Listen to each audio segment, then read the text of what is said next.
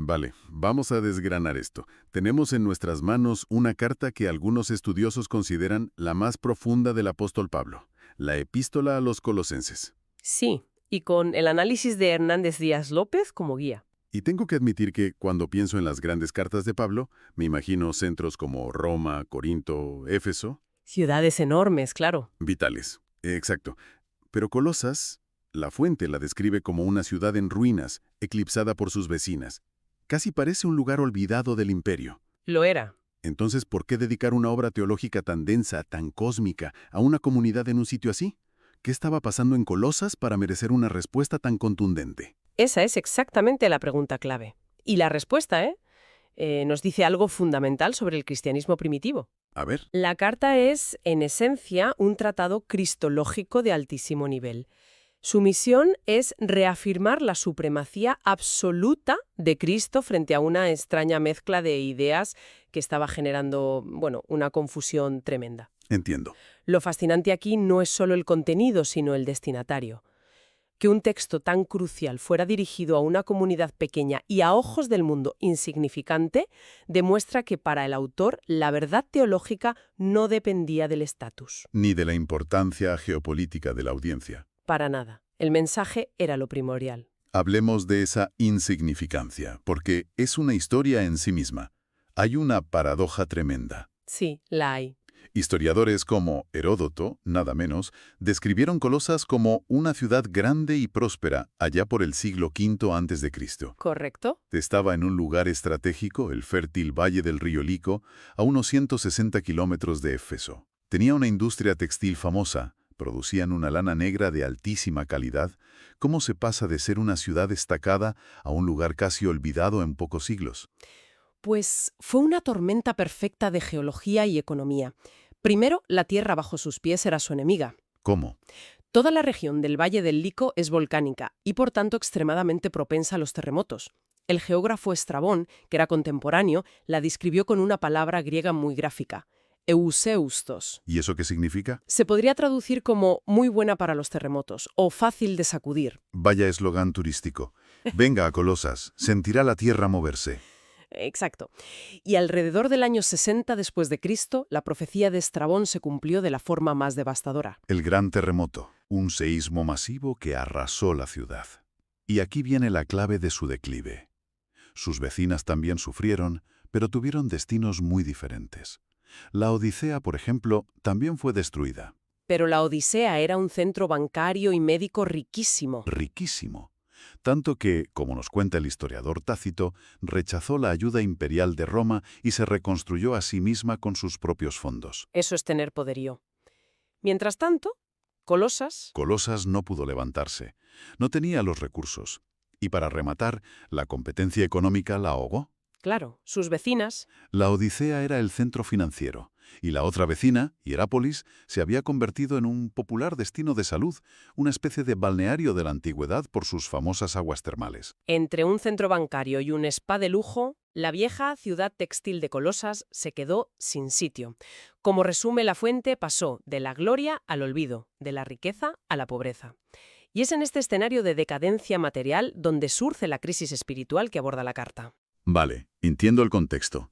Una comunidad cristiana pequeña, formada por expaganos y judíos, en una ciudad que ha visto días mejores. Y de repente se enfrentan a lo que nuestro análisis llama la herejía de Colosas. Eso es. Y por lo que leo, no era una sola idea equivocada, sino algo mucho más complejo. No era un enemigo, era un monstruo de varias cabezas. Un sincretismo, o sea, una fusión de ideas que hoy nos parecería extrañísima. El ingrediente principal, el que daba la base filosófica a todo, era una forma temprana de lo que más tarde se conocería como gnosticismo. Gnosticismo. Una palabra que oímos mucho pero que es difícil de definir. ¿Cuál era la idea central que estaba causando problemas? La premisa fundamental del gnosticismo es un dualismo radical. El espíritu es bueno, pero la materia es intrínsecamente mala. Vale. Y de ahí se deduce una cadena de ideas peligrosas. Si el mundo material es malo, el Dios supremo, que es pura bondad y espíritu, no pudo haberlo creado. Tuvo que ser una deidad inferior, un demiurgo. Exacto. Y si Jesús tuvo un cuerpo material, un cuerpo de carne y hueso que sentía hambre y dolor, ¿cómo podía ser la encarnación del Dios supremo? ¿Ves cómo una sola idea empieza a desmantelar toda la fe desde sus cimientos? Entendido. Genera un dilema imposible. O Jesús no era realmente humano o no era realmente Dios. Pero esto suena muy filosófico, muy griego. ¿Cómo se mezcla con las otras influencias? Ahí está lo curioso. A esta base gnóstica se le añadía un fuerte componente de legalismo judío. Legalismo judío. Sí, la región de Frigia tenía una gran población judía desde hacía siglos.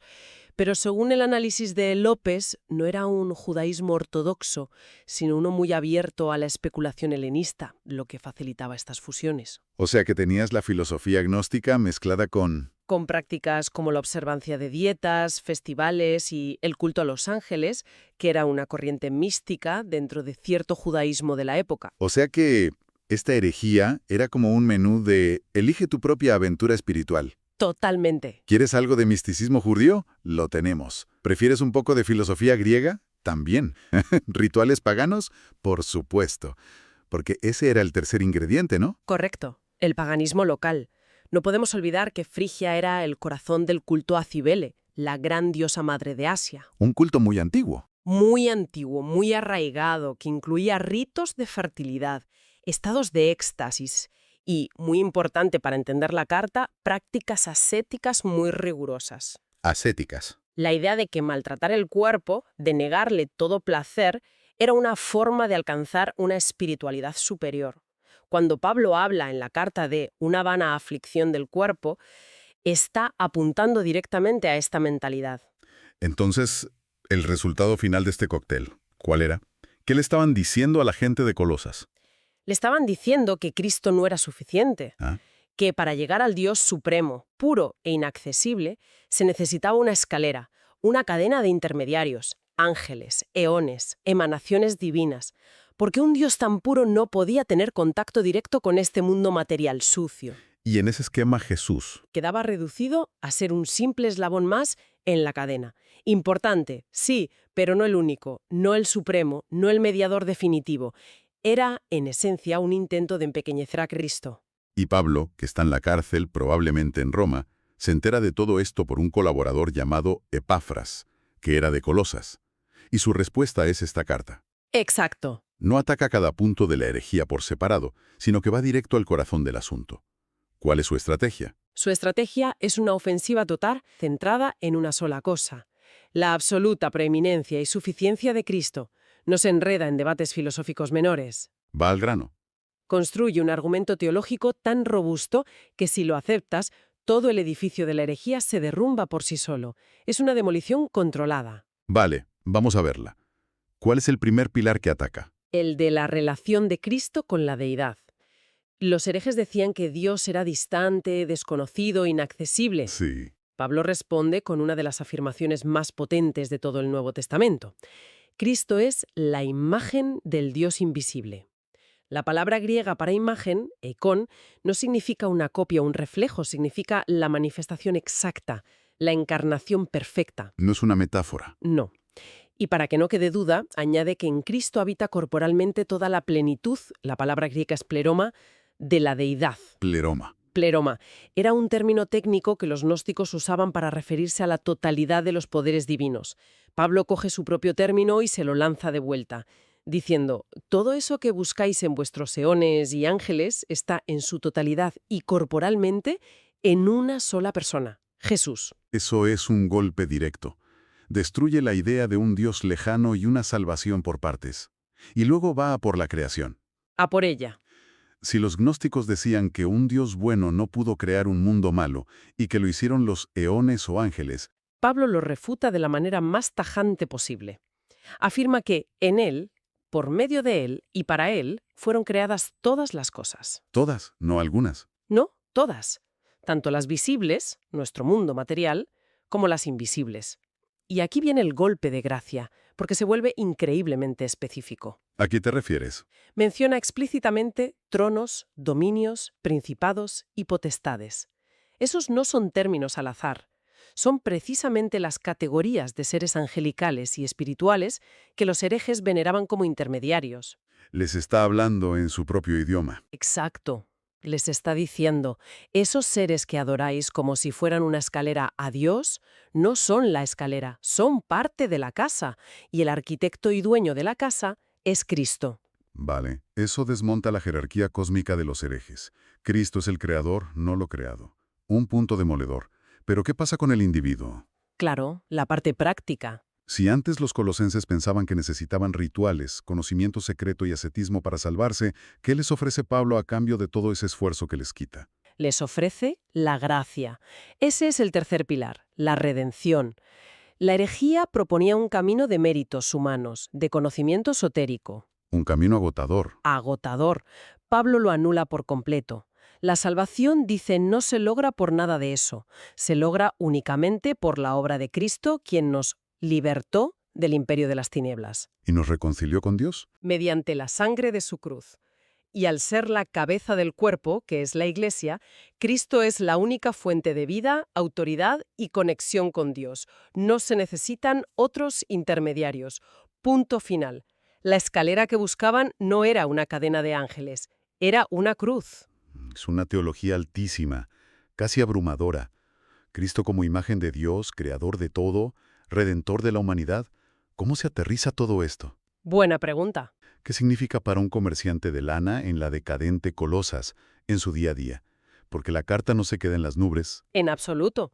La segunda mitad de la carta es la consecuencia lógica y práctica de la primera.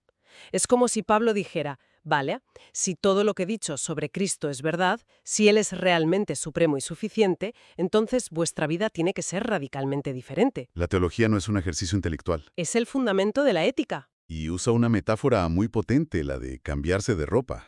Es una imagen genial y muy cotidiana. Les dice que deben hacer morir o despojarse de la vieja naturaleza como quien se quita una ropa sucia y maloliente al final de un día duro. ¿Y cuál es esa ropa sucia? Da una lista muy concreta: inmoralidad sexual, impureza, pasiones, malos deseos y la avaricia. Y aquí hace una conexión sorprendente. Llama a la avaricia idolatría. Un momento, me llama la atención esa conexión directa. Pablo no dice simplemente, sed buenas personas. Dice, como Cristo es supremo, no seáis avaros. ¿Por qué la avaricia es idolatría? Buena pregunta.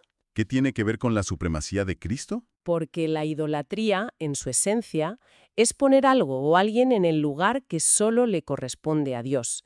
Es buscar seguridad, valor o significado en algo que no es Dios. Vale. Si Cristo es el creador y sustentador de todo, como acaba de argumentar Pablo, la avaricia es la declaración práctica de que tu seguridad y tu futuro no dependen de Él, sino de lo que tú puedas acumular. Estás adorando la creación en lugar del creador. Exacto. Es un ataque directo al primer punto de la carta. Cada acto de avaricia es un voto de no confianza en la supremacía de Cristo. Visto así, tiene todo el sentido. Es llevar la teología hasta el bolsillo. Y una vez que te has quitado esa ropa vieja y sucia, Debes revestirte de la nueva naturaleza como si te pusieras ropa limpia. Y de nuevo, la lista de virtudes es muy específica: misericordia, bondad, humildad, mansedumbre, paciencia. ¿y el amor? Pero por encima de todas ellas, como si fuera el cinturón que lo une todo, pone el amor, al que llama el vínculo de la perfección. El amor no es solo una virtud más, es el principio organizador que da forma y sentido a todas las demás. Y esta transformación personal tiene que notarse en las relaciones, en casa y en el trabajo. Y aquí es donde el mensaje se vuelve, como dice la fuente, increíblemente revolucionario para su época. Es que lo es. Un momento. En el Imperio Romano, la estructura social se basaba en el poder absoluto del pater familias, el cabeza de familia. Tenía poder de vida o muerte sobre su casa. Sobre su esposa, sus hijos, sus esclavos. No eran relaciones entre iguales, eran jerarquías de poder. Y toda la literatura ética de la época, los códigos domésticos, siempre se dirigía a los subordinados. La esposa debe obedecer, el hijo respetar, el esclavo servir. El poder no recibía instrucciones, solo las daba. Pero Pablo rompe ese molde por completo. Lo hace saltar por los aires. Sí, da instrucciones a las esposas, a los hijos y a los siervos, pero inmediatamente después se da la vuelta y se dirige a los que tienen el poder. ¿Y qué les dice? A los maridos. Amad a vuestras mujeres y no seáis ásperos con ellas. A los padres, no irritéis a vuestros hijos para que no se desanimen. Y lo más explosivo, a los amos de los esclavos. Haced lo que es justo y recto con vuestros siervos. Justo y recto. Y les da la razón, sabiendo que también vosotros tenéis un amo en los cielos. Pablo no está simplemente pidiendo que el amo sea un poco más amable, le está diciendo que es responsable ante el mismo Dios que su esclavo, Es una bomba de relojería social y teológica. en el corazón de la estructura romana. Exacto. O sea que la supremacía de Cristo que defendiera en la primera parte tiene como consecuencia la demolición de las jerarquías de poder injustas en la segunda. Todo está conectado. Exactamente. La reciprocidad y la responsabilidad mutua ante un señor superior lo cambian todo. El Evangelio para Pablo no solo reordena el cosmos, reordena el hogar y el lugar de trabajo. Recapitulando, es asombroso. Tenemos una carta enviada a una comunidad en crisis, en una ciudad olvidada. Sí, Una carta que para combatir un batiburrillo de ideas que empequeñecían a Cristo, lo eleva a la máxima potencia imaginable. ¿y luego? Y luego, esa visión cósmica la traduce en una forma de vida radicalmente nueva y ética, que lo cambia todo desde tu relación con el dinero hasta cómo tratas a tu familia o a tus empleados. Sí, y hay un detalle final en la carta, una postdata casi, que la hace aún más personal y conmovedora. ¿Cuál? Después de toda esta teología estratosférica y esta ética revolucionaria, Pablo, escribiendo encadenado en una prisión, añade una petición terriblemente humana. Acordaos de mis prisiones. Un recordatorio de que todo esto fue escrito no por un filósofo en su torre de marfil, Sino por un hombre real que estaba sufriendo por sus creencias. y ese sufrimiento personal pone su mensaje en una perspectiva aún más increíble, ¿no? Totalmente. Y nos lleva a una reflexión final que la fuente destaca. Pablo, encadenado, probablemente en Roma, enfrentando la posibilidad de ser ejecutado, no centra sus oraciones en sus propias necesidades físicas, No pide que recen por su liberación. ni por su comodidad o su seguridad. Se consume orando por el crecimiento espiritual de comunidades que, como la de Colosas, ni siquiera había visitado en persona. Su enfoque está completamente fuera de sí mismo. ¿A dónde quieres llegar con esto? A una pregunta que trasciende el contexto puramente religioso. ¿Qué pasaría si nos detuviéramos a evaluar nuestras propias preocupaciones, nuestras peticiones, aquello en lo que centramos nuestra energía mental cuando las cosas se ponen difíciles? Seguramente descubriríamos que la gran mayoría se enfoca en lo material y temporal. La salud, el trabajo, las finanzas, la seguridad. Todas cosas increíblemente importantes y válidas, por supuesto. Pero, ¿qué revela sobre nosotros el contraste con el enfoque de Pablo, que, en medio de un sufrimiento extremo, se centraba casi exclusivamente en lo que él consideraba espiritual y eterno? Eso es.